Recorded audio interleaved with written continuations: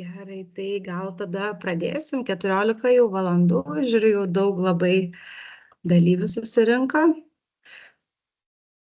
Tai laba diena visiems.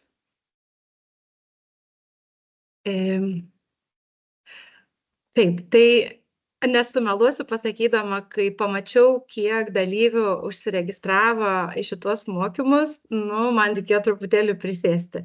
Kad per 1 valandą susitikti su šitiek žmonių, dabar matau, turim 227 žmonės prisijungusius iš įvairiausių sričių, tai man buvo toks wow. Bet jaučiu tokį didelį atsakomybės jausmą, kad visiems būtų įdomu. Tai šita valanda, tikiuosi, nebus tokia teorinė paskaita ir tikrai nebus dar viena projekto pristatymo sesija. Tai norėjau paskirti šitą, kad jūs paskirtumėte šitą valandą savo, kad tai būtų laikas apie mūsų darbą, apie mūsų santykius su žmonėm, su tais, su kuriais mes dirbam, su kuriais kartais labai lengvai susikalbam, o kartais tiesiog nekaip. Šiandien tarp mūsų visų dalyvių yra tų, kurie dirba su priklausomais asmenim, kurie kartoja, man čia nieks neveiks, socialinių darbuotojų, kurie turbūt kasdien girdi, kad tu manęs nesuprasi. Galbūt yra ir tų, kurie dirba su jaunimu, iš kurio dažnai galim išgirsti, sakant, kad tu neaiškink man, ką daryti. O galbūt yra tokių, kurie dirba su žmonėm, kurie siekia pokyčio, bet kurie ir bijo to pokyčio.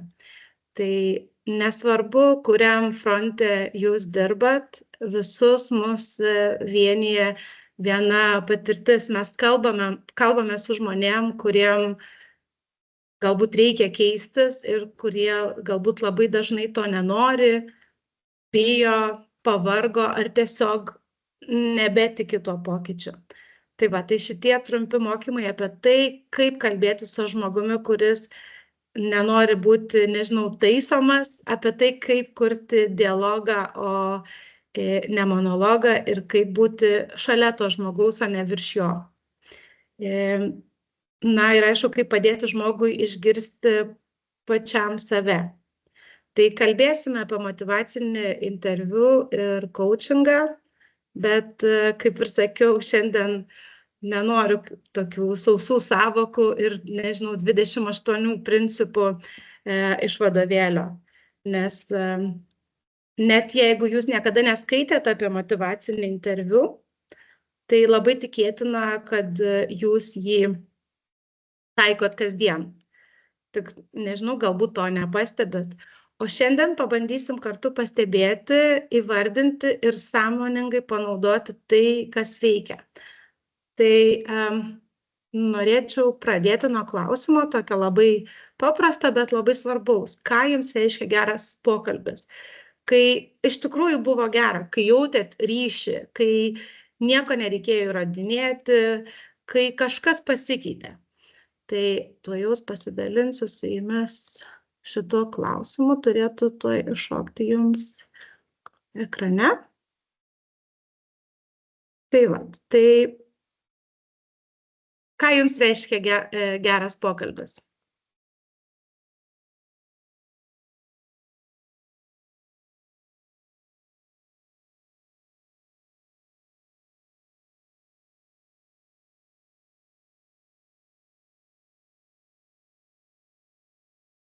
Matau nuoširdus, sklandus, kai esi suprastas ir supranti pats, palengvėjimą, dėmesio parodymas, atviras, atliepiantis. Kai yra atsakomasis ryšys iš pašnekovo, nuoširdus ir abipusis,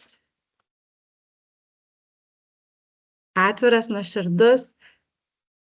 Kai visos pokalbėje dalyvaujančios pusės bendrauja, čia vis mažėja, ką rašot, nes jūsų labai daug, bet bandau visus perskaityti. Nuotaikos pagerėjimas po pokalbio, nuoširdus, bendrystė, žmogiškumas, empatija, išklausimas vienas kito, ko dar nepaskaičiau čia,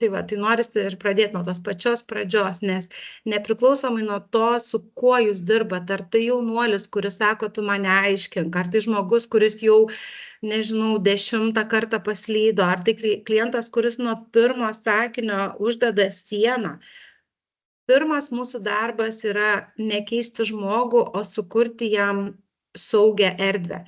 Todėl žinutė labai paprasta, be santykio nėra pokyčio. Tai tie iš jūsų, kurie yra girdėję apie motyvacinį interviu, jie žinos, kad viskas prasideda nuo vadinamosios motyvacinio interviu dvasios. Ir net jei negirdėjot, pasakysiu paprastai, vėlgi, ne technika, o tiesiog buvimas su žmogum. Tai kaip tu renkiesi būti šalia kito žmogaus, ypač tada, kai sunku, kai jis priešinasi, kai jis nežino, ar jis iš vis nori tavo pagalbos. Tai mes turim 4 nuostatas, kurios sukuria tą pagrindą pokalbiui. Tai yra partnerystė, kad aš neinu priekyje ir netampu kažkokiu autoritetu tam žmogui. Aš esu šalia kaip žmogus su žmogum. Aš galiu turėti žinių, galiu turėti patirties, bet mes kuriam sprendimus kartu. Ne aš žinau geriau, o mes ieškom, kas gali veikti tau. Tada prieinam prie priėmimo. Netgi jeigu aš matau, kad žmogus elgiasi destruktyviai, aš nepradedu nuo moralizavimo, aš nepradedu nuo frazės, bet kaip tu nesupranti, kad taip yra blogai. Priėmimas reiškia, kad aš matau žmogų, o ne jo diagnozę ar jo elgesį. Ir tame yra labai daug pagarbos. Toliau turime sužadinimą. Nežinau, kaip tiksliai evocation verčiasi iš anglų kalbos, bet aš galvoju, kad tai bus sužadinimas. Tai motyvacinis interviu sako, žmogus jau turi tai, ko jam reikia. Mūsų darbas yra padėti tai iškelti į paviršių. Ne, mes neįdedam motyvacijos žmogui. Mūsų užduotis ją ištraukti, neįpilti žmogui stiprybės, o ieškoti, kur ta stiprybė jau slypi. Ir tada turim empatiją. Tai nėra toks, oi, kaip man tavęs gaila. Empatija reiškia, kad man nuoširdžiai rūpi tavo vidinis pasaulis. Ne tik tavo elgesys, ne tik rezultatai, bet ir tai, kas tau skauda, ko tu bijai, ko tu viliesi. Ir kai žmogus tai pajunta, atsidaro erdvė pokyčiui. Ir kai mes turim šitą motyvacinio interviu, tą dvasinį pagrindą, jis tampa matomas per mūsų kalbą, per tai, kaip mes bendraujame. Ir čia jau atsiranda ORS įrankiai. Labai paprasti, bet labai stiprus. Tai mes turim atvirus klausimus, ne taip ar ne, o klausimus, kurie verčia žmogų kalbėti. Pavyzdžiui, ne ar tau blogai, o kas tau šiuo metu sunkiausia. Ne klausimas, ar tu nori keistis, o kas pasikeistų tavo gyvenime, jei tai pavyktų. Tai kvietimas, netardymas. Tada mes turim atspindėjimą ir tai nėra kartojimas, tai girdėjimo įrodymas. Kai žmogus sako, man niekas nepadeda ir mes atsakom, kad atrodo, kad jautiesi paliktas vienas. Ir kai žmogus išgirsta, kad jis tikrai buvo išgirstas, jis pradeda kalbėti daugiau, jis atsiveria. Ir tada turim paskatinimus, tai maži padrasinantis signalai, kad tikrai verta kalbėti toliau, kad man įdomu, papasakok daugiau, girdžiu, kad tai svarbu ir tai ne tiek žodžiai, kiek nuostata, kad aš tikrai noriu tave išgirsti. Ir paskutinis įrankis, tai turim santraukas arba refleksiją. Ir tai padeda žmogui susigaudyti, ką jis pats pasakė. Tai nėra kažkokios išvados, tai atspindėtas kelias, kuriuo žmogus jau ėjo pokalbyje. Tai tarkim, tai, ką aš išgirdau, tau svarbu, pasitikėjimas, tu nori keistis, bet tave labai stabdo baimė suklysti. Ir tai padeda žmogui išgirsti save. įsivaizduokit situaciją, žmogus įeina ir sako, ir vėl tai jūsų pokalbiai, vis tiek niekas nesikeičia. Ir mūsų instinktas, aišku, bus aiškinti, kad, nu, taip reikia, bus geriau, duok šansą, papasakok. Bet ką mes galim padaryti kitaip? Mes galim pasakyti, kad atrodo, anksčiau tai neveikė, noriu galbūt pabandyti kažkokį kitokį būdą. Leisk man tiesiog tave išgirsti. Tokiu sakiniu mes, žinot, nenusilenkiam, neatsisakom profesionalumo. Mes tiesiog kuriam erdvę. Ir galbūt, kaip ir prieš tai sakiau, jūs niekad neskaitėt apie motyvacinį interviu, neskaitėt knygų, gal niekad net nenaudojo to žodžio ORS. Bet jeigu klausot kantriai, jeigu nepertraukėt, jei atspindit žmogaus mintis, jūs jau dirbat motyvacinio interviu dvasioje. Kartais tai reikia tai įvardinti ir tada galim tą daryti sąmoningiau, tikslingiau ir daug galingiau. Gerai, judam toliau. Tai nuo santykio ir saugios erdvės pereinam prie kito etapo.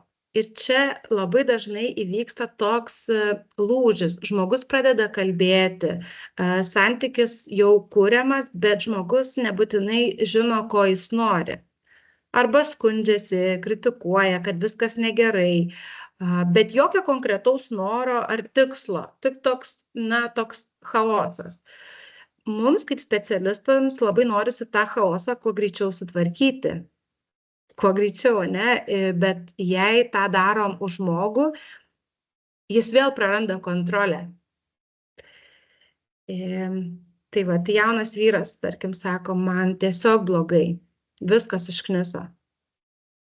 Ir ką, ir mes galime jaustis, tarsi stovėtume prie didelio neaiškaus debesies, bet vietoj to, kad sakytume, o gal nueinam į užimtumo tarnybą, arba gal tau padėtų psichologas, galim jo tiesiog paklausti, jei blogai, tai rodo, kad tau kažkas yra svarbu. O kas šitoj situacijoje tave erzina labiausiai? Ko norėtum vietoj to? Ir va, pokalbis pasisuka nuo emocinio chaoso prie aiškesnės krypties.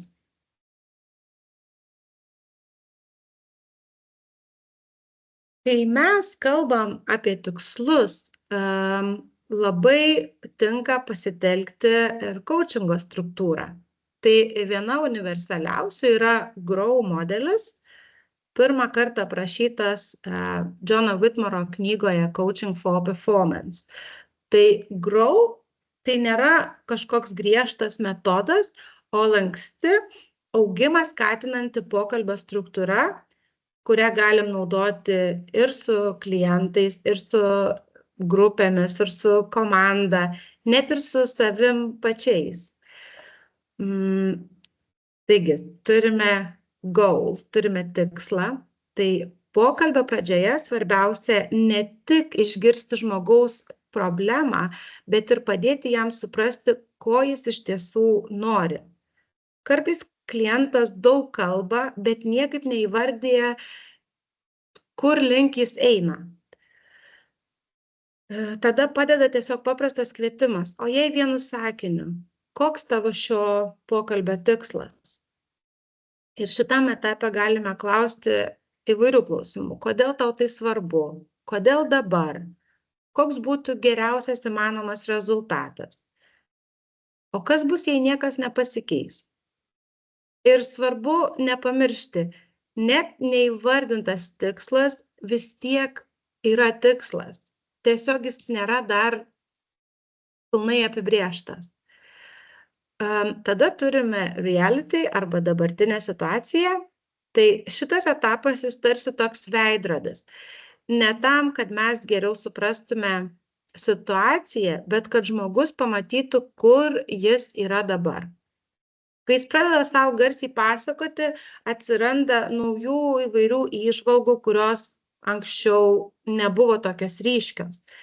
Tai naudingi klausimai, išsiaiškinant dabartinę situaciją, būtų, kas šiuo metu vyksta, ką jau bandėjai, kas veikia, kas neveikia, kokie ištekliai jau yra tavo rankose.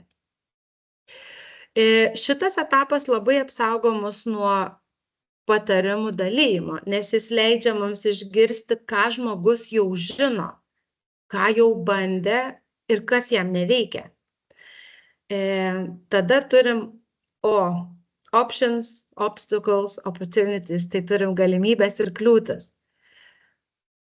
Ir tai yra tokia kūrybinė dalis. Padėkime žmogui pamastyti apie teisingą arba neteisingą sprendimą. Padėkim jam geriau svarstyti apie galimybės. Net ir tokias, kurios galbūt ne visada atrodo labai realios. Nes kartais viena absurdiška kokia nors idėja atveria duris tikrai prasmingam sprendimui. Tai ką mes galim sakyti? Kad įsivaizduok, kad neturi jokių apribojimų. Vat ką darytum? Arba kaip panašią situaciją sprendė anksčiau? O kaip sprendžia tavo draugai, kolegos? Tuo pačiu galim aptarti ir kliūtis. O kas tau gali trukdyti? Kaip tai įveikti? Ir tada turim W, tai will, way forward, what, when, who, veiksmų planas. Tai labai žemiška tokia, bet esminė dalis. O ką darysi toliau? Be aiškaus žingsnio viskas lieka tik pokalbyje. Ir čia naudingi yra tokie klausimai, kad nuo ko tu pradėsi? Ką padarysi šią savaitę? Su kuo turėtum pasikalbėti? Ką turėtum užsirašyti? Ką turėtum suplanuoti? Galima ir paklausti, o kas galėtų tau padėti išlaikyti kryptį? Koks bus tas pirmasis ženklas, kad mes judam į priekį? Tai šitas Grow modelis dažnai veikia kaip tokia minčių tvarkytuvė, kad jis padeda žmogui susidėlioti mintis, net jeigu pradžioje jos buvo tik, žinot, chaotiškos, kad mane viskas užkniso. Tai Grow modelis padeda viską susidėlioti į atitinkamus stalčius. Ir svarbiausia, kad jūs turbūt tikrai jau naudojat šitą struktūrą.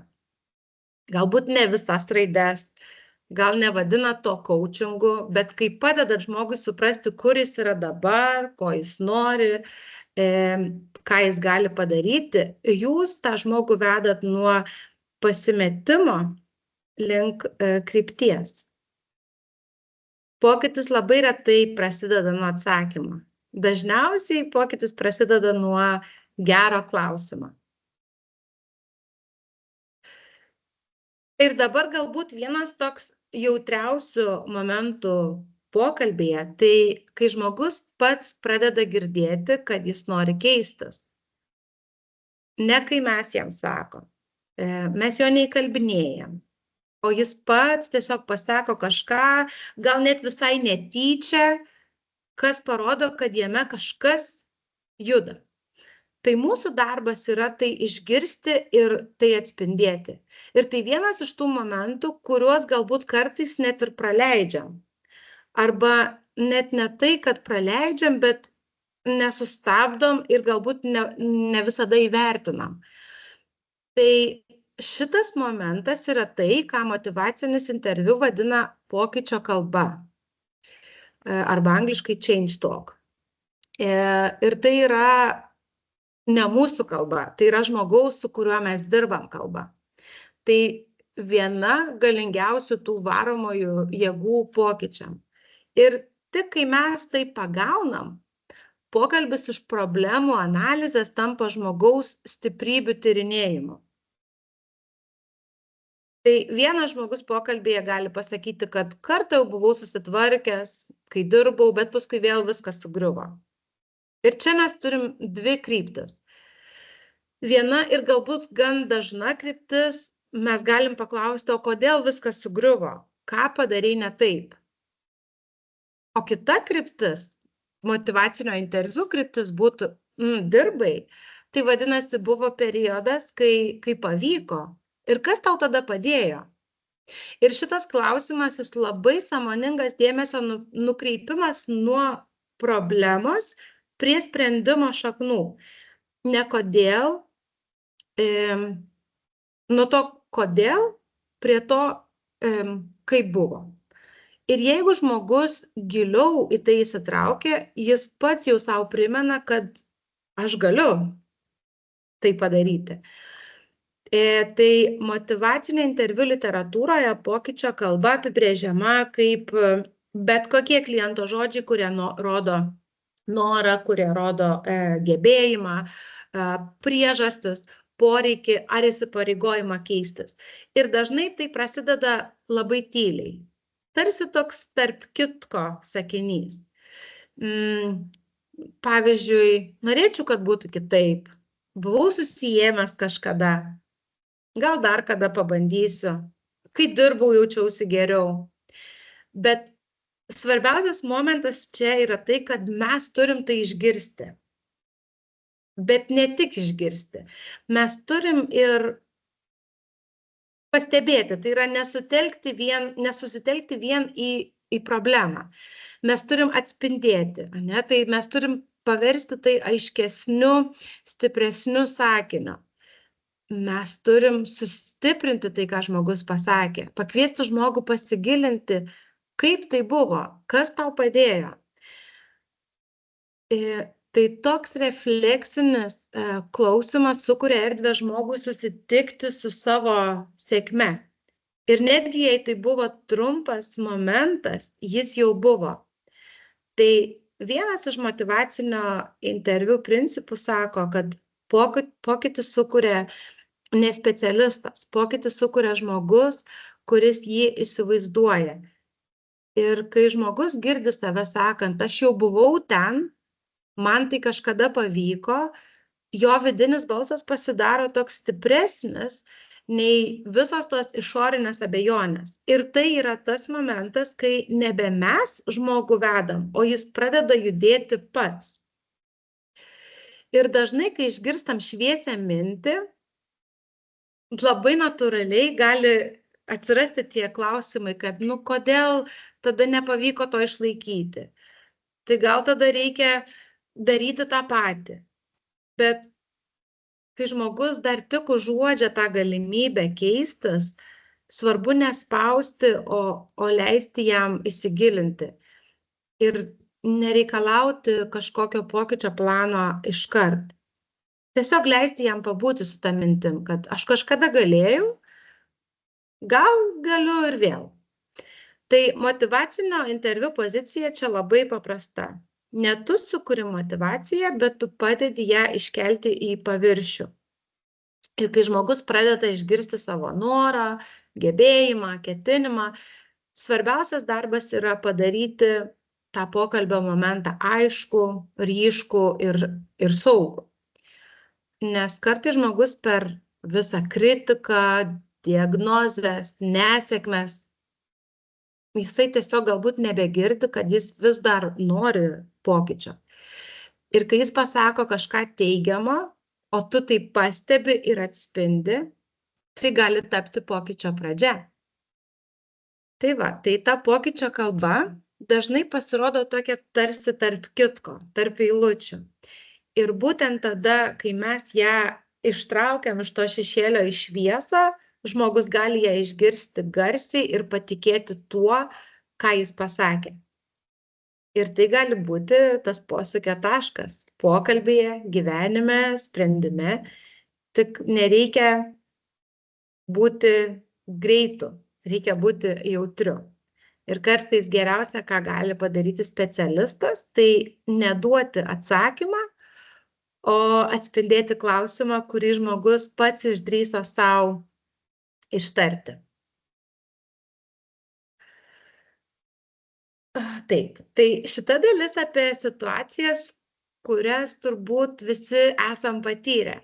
Kai žmogus užsisklendžia, kai sako, nemanau, kad man tai padės, arba tu vis tiek manęs nesuprasi. Ir tada viduje tas toks keistas jausmas, kad nori padėti, bet jauti, kad bet koks tavo žodis bus tiesiog atstumtas. Gali būti, kad prieš jūs sėdi žmogus, kuris 100 kartų girdėjo patarimus, moralizavimą, kritiką.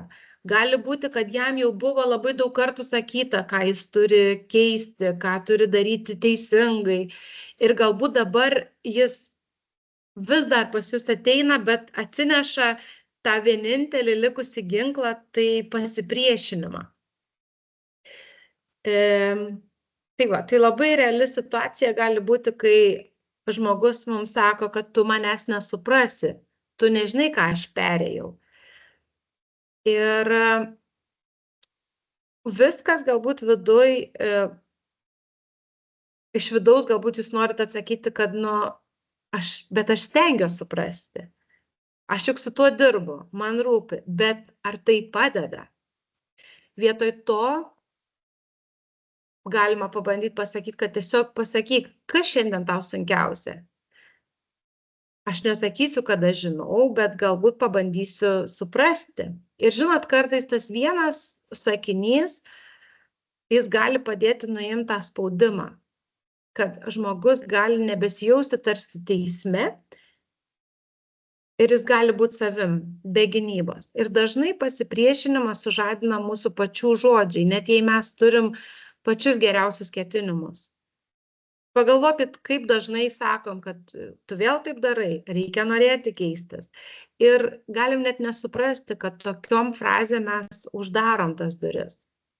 O tai ką mes galėtumėm pasakyti kitaip? Gal tiesiog pasakyti, kas tau dabar paklausti, kas tau dabar sunkiausia. Pasakyti, kad suprantu, kad norėti keistis, kad norėti keistis nereiškia tai, kad tai yra paprasta. Ir šitie žodžiai, jie neteisina žmogaus, bet jie leidžia jam būti išgirstam. Ir kai žmogaus jaučiasi išgirstas, tada jau gali vykti pokytis.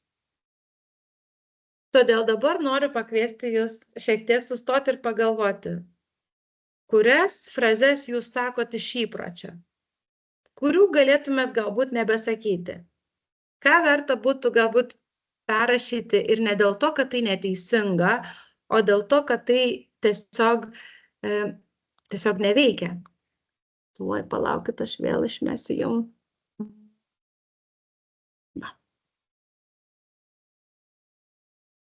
Tai čia vėl galit parašyti.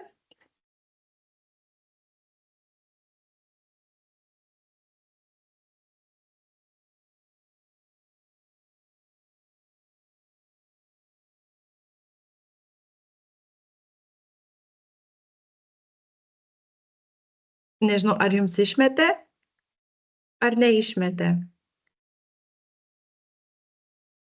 Ar galbūt galvojat?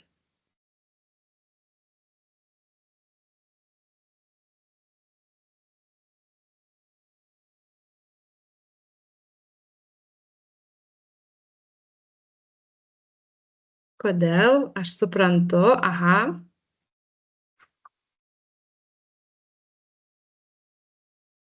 Išmetė, aha, matau. Kodėl? Tu ir vėl patikėk savim ir tai gausis. Viskas bus gerai.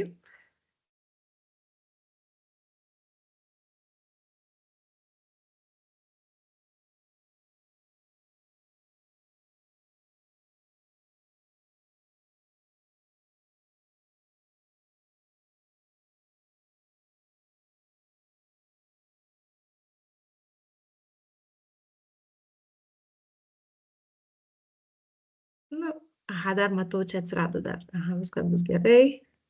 Viskas pamažu susitvarkys, nepasiduok. Nuo tavęs tai priklauso. Gerai, tai ačiū, nes vis mažėja ir vis mažiau ir mažiau matosi, ką parašot, tai tada, o dar parašėt, bet jau galit nustoti rašyti, nes nebeperskaitysiu, tai aš suprantu, bet reikia. Kas čia dar, viskas, tu turėtum daryti, liepimas, patarimas, tu gali, nepasiduok. Taip, ačiū labai. Taip.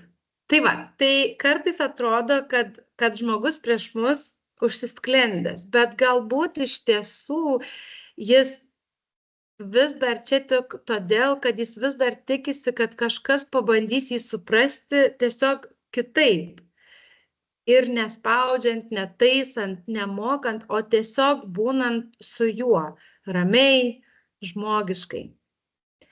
Taip, einam toliau. Ir dabar truputėlį apie tai, kas nutinka ne pradžioj, o jau pačioj eigoje. Tai kai pokytis jau prasidėjo, kai žmogus jau kažką daro kitaip, gal jau 3., 4. kartą ateina, gal jau, nežinau, priklausomai nuo to, su kokiam tiksliniam grupėm dirbat, galbūt nebevartoja, nebesipyksta, lankosi pamokose, stengiasi, bet paskui suklumpa. Ir tada labai dažnai girdim tokius žodžius, kad vėl paslydau, nežinau, ar verta tęsti, man nepavyks. Ir mums viduj kyla noras sakyti, nu tai reikia nenuleisti rankų, turėjai laikytis plano, reikia būti stipriam, bet sustokim. Nes čia tikrai nėra laikas pamokai. Tai šitoj situacijai tai yra laikas palaikymui. Labai dažnai žmogui tuo metu svarbiausia yra ne instrukcija, ką daryti toliau, o priminimas, kad tai, kad jis jau atėjo, kad jis čia ir jis vis dar bando, tai jau yra pokytis. Kad nenueikim į tą duobę, kaip aš nuėjau 2014.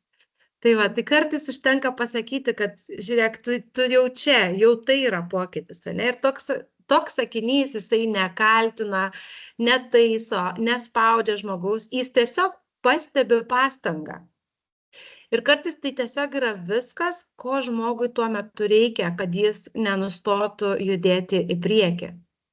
Ir kai žmogus sako, aš vėl paslydau, nežinau, ar iš vis man verta tęsti, mes galim tiesiog atsakyti, kad tą sprendimą tu jau kartą buvai priėmęs. Reiškia, kad jis kilo iš tavęs. Kas tau tada padėjo? Gal kažkas ir dabar gali tau padėti, ne? Tai šitas klausimas grąžina žmogui atminti apie jo paties jėgą. Ne mes nurodom kelią. Mes kviečiam jį prisiminti, kaip jis jau buvo jį atradęs. Tai šiame etape svarbiausias lūžis yra ne pasiūlymai, o perspektyva. Ne ką tau reikia daryti, o kaip tu pats matai kelią iš šitos situacijos. Ir tai nėra pasyvumas, tai yra pasitikėjimas. Kai mes pasitikim žmogaus gebėjimu rasti kryptį, mes duodam daugiau nei patarimus. Mes suteikiam žmogui tą tikėjimą. Pagalvokit, kiek kartų mes patys buvom suklupę, kai siekiam kažkokio tai pokyčio. Kiek kartų mums kažkas sakė ir vėl tas pats. Ir kiek daug reiškia, kai kažkas pasakė, aš vis dar tave matau, aš vis dar tavim tikiu. Taigi mūsų darbas yra nebūti žmogaus kelrodžiu, bet mūsų darbas yra padėti jam prisiminti, kad jis tą kelią jau buvo suradęs. Kartais tiesiog pasakyti, kad tu jau čia jau yra pokytis, ne? Kad tu atėjai, kad tu grįžai. Ir tai gali būti pats stipriausias dalykas, ką žmogus tą dieną išgirs, nes jeigu žmogus paslydo, jis jau ir pats jaučia tą kaltės jausmą. Tai tas palaikymas gali būti tikrai pats stipriausias dalykas, ką jis tą dieną išgirs. Ir norėjau traukti dar šitą skaidrę. Tikrai norėjau traukti, nes žinau ir iš savęs, ir iš kolegų, kad tas jausmas labai pažįstamas, kai atrodo, aš darau viską, ką išmokau. Klausau, atspindžiu, vedu per procesą, o žmogus jis grįžta vis į tą patį.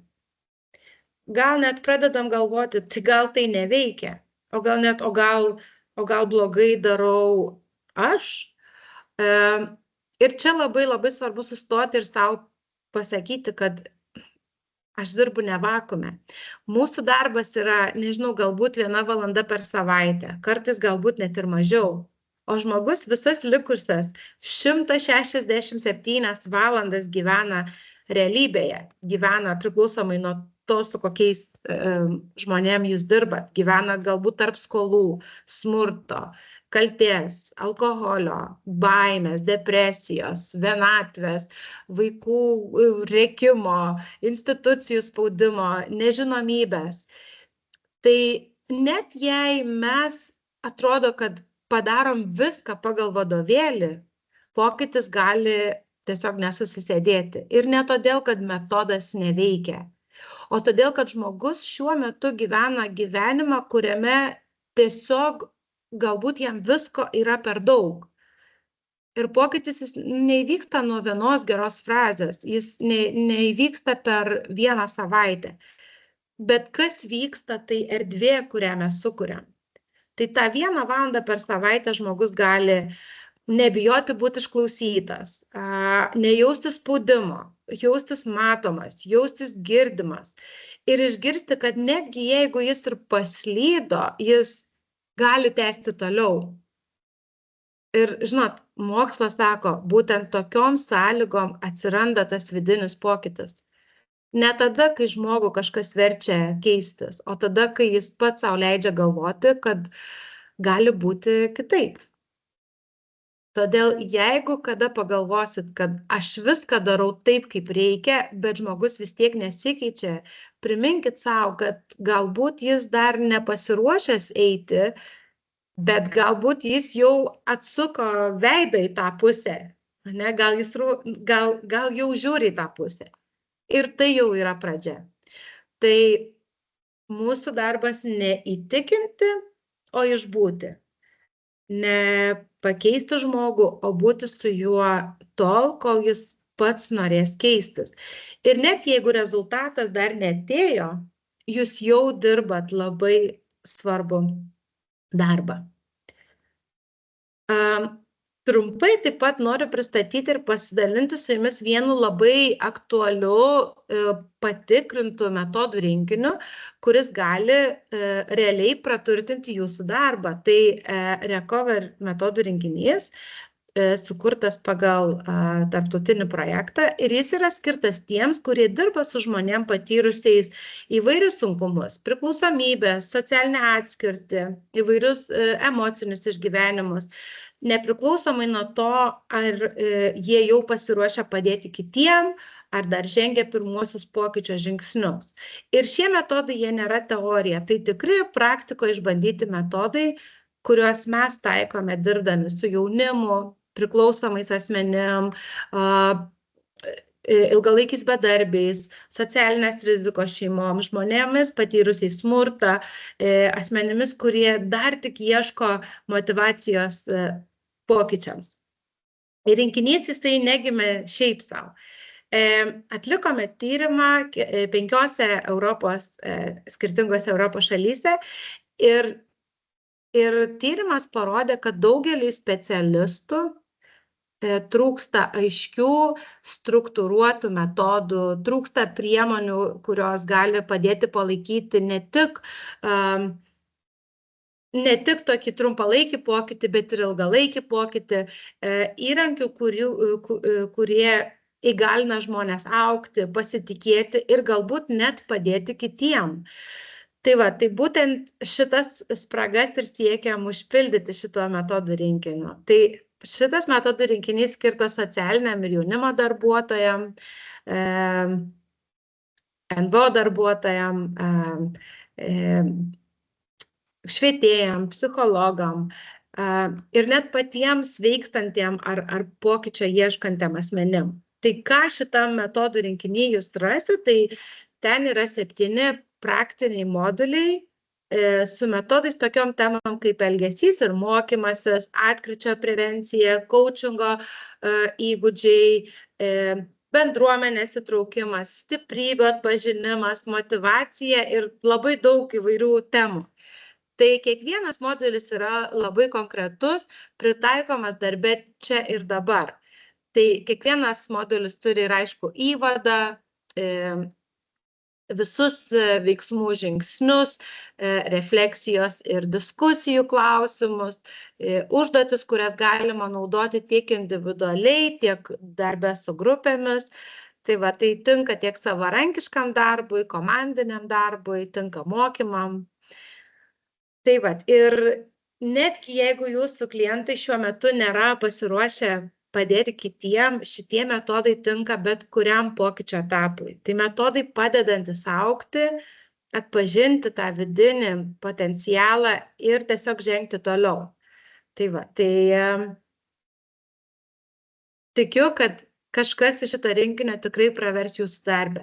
Tai matot šitoj skaidriai QR kodą, kurį kviečiu nuskenuoti ir ten galėsit parsisiųsti metodų rinkinį. Jis yra 217 puslapių, tai tikrai, manau, rasite metodą, kurį galėsite pritaikyti savo darbę.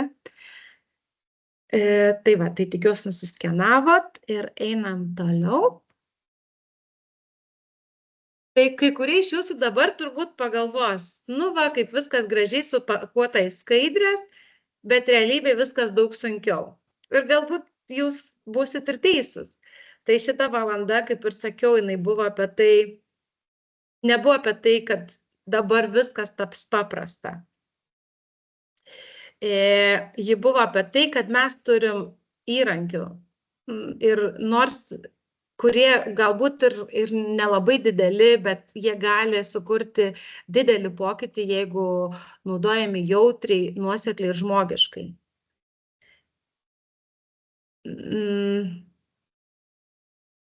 Prieš pereidami prie dar kitų resursų, su kuriais dar pasidalinsiu, norėčiau dar jūsų paklausti, kurioje situacijoje šiandien atpažinot save, o galbūt žmogų, su kuriuo dirbat. Čia dabar niekas neiššoksta į čatą, labai prašau, gal parašysit. Galbūt tai buvo vienas kažkoks sakinys, galbūt viena frazė, kuri nuskambėjo artimai.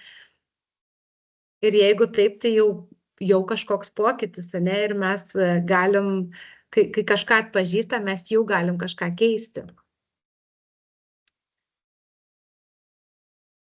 Tai kol laukiu, kol atrašysit, dar trumpai noriu parodyti, kur galit rasti ir daugiau. Nuskenavę. Matau dabar. Dar paskaitysiu truputį nesidomiai rašas, kad žmonėm reikia gyventi su savim dar 167 valandas per savaitę. Pasidalinsiu ir skaidriam iš tikrųjų ir įrašas bus visiems dalyviams savaitę laiko. Aha, matau, negalėjot matyti. Viskas gerai, įrašų pasidalinsiu ir įrašas bus prieinamas savaitę jums. Tai va, tai dar truputėlį noriu papasakoti, kur galite rasti truputėlį daugiau.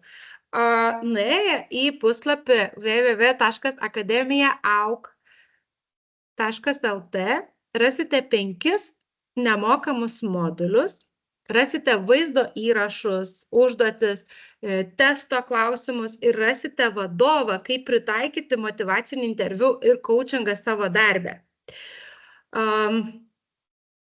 Tai va, tai vadovas visiems dovanų šiandien atėjusiems ir jis pilnas praktinių pavyzdžių, frazių, situacijų.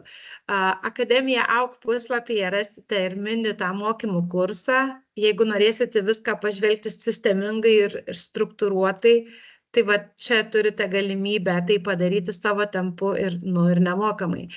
Dar norėčiau pakviesti kitą savaitę, ketvirtadienį, vyks gyvi 10 akademinių valandų motyvacinio interviu mokymai. Tai jeigu norit ne tik klausyti, bet ir išbandyti praktiškai, labai kviečiu prisijungti. Čia dar matau rašo, kai norisi gauti rezultatą, o jo nėra, priminimas, kad tikrai dirbam tik 1 valandą, klientui tenka gyventi realų gyvenimą, tas kitas valandas. Tai va, gali būti, kad iš šitos valandos tiesiog visko nepasiimsit, bet jei pasiimsit tą vieną sakinio gabalėlį, ką čia rašot, tą vieną kažkokią naują mintį ar kažkokį būdą pradėti pokalbį, tai jau labai daug. Kartais tas vienas žodis pasakytas tinkamu metu žmogui tikrai atveria galimybę, kurios jis pats galbūt net nežinojo, kad egzistuoja, arba buvo pamiršęs, kad tokia galimybė yra. Tai vat. Taip. Taip, tai kitą savaitę bus 10 valandų mokymai, jos galite motyvacinio interviu, palaukit, aš galbūt greitai susirasiu. Taip, tai čia turiu medžiagą Akademija Auk ir metodų rinkinį. Jeigu galit, nusiskenuokit ir dabar, kol dar aš čia esu, aš jums atsiųsiu nuorodą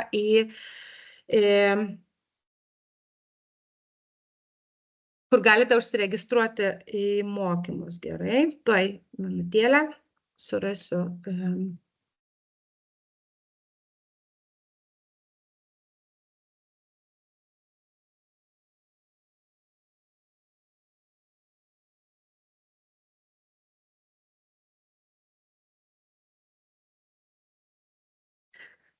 Taip, tuoj.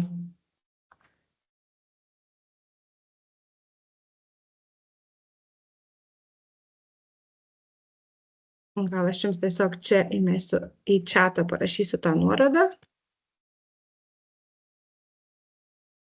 Va, čia galite užsiregistruoti į mokymus. Tai va, tai bus kitą ketvirtadienį, visą dieną, nuotoliniu būdu, bet bus interaktyvu ir gausite labai daug informacijos. Ir metodų rinkinį labai kviečiu parsisiųsti ir kviečiu pasinaudoti progą peržiūrėti tuos 5 modulius nemokamai. Tai ačiū Jums labai už dalyvavimą ir turbūt iki kitų kartų. Viso.